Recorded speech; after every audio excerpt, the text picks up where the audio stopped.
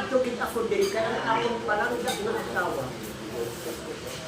Nga nagpabakal sa ako, hindi padalaan niya ako ng 12 mil pesos. Kaya abing nyo, kapila na rin ako.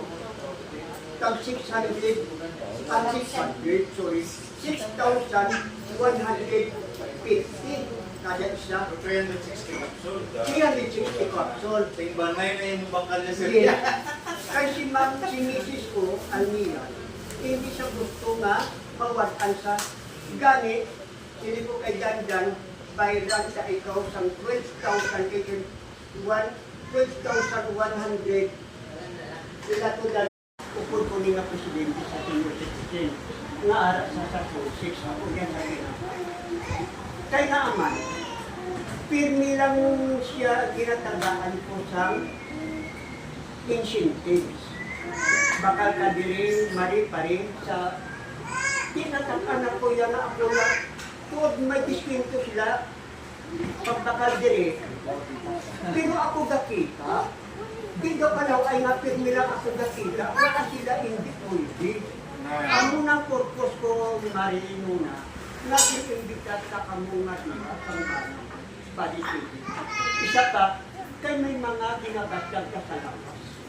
Teacher, sa eskwelahan, kay Siling Kumay, ginag-eskwela kami sa Philippine University para sa pagkuhaan sa principal. Now,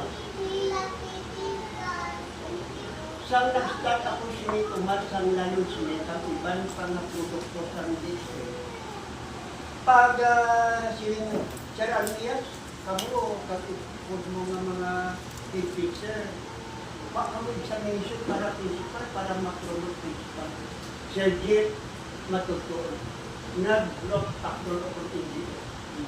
Kaya ang green sales Sa malawig na panahon, nga wala mo na pagwa. Kaya mamangkot ko sa inyo. Saan mo kamo, kapila ka mo maligo sa isang adlaw? Kaisa. Oh. Kaisa. Ang namin pangwa, ginaliguhan mo kada adlaw. Kapaligo kita kada adlaw. Pero saan mo nyo nadumduman, ma'am, nga ang sa sulok sa lawas na aton, giliguhan ka? ginhawa, kasi hindi ko kahambal, dahil nagtabong di sa tutunan ko pag sa akin mo, kasi hindi ko kabali.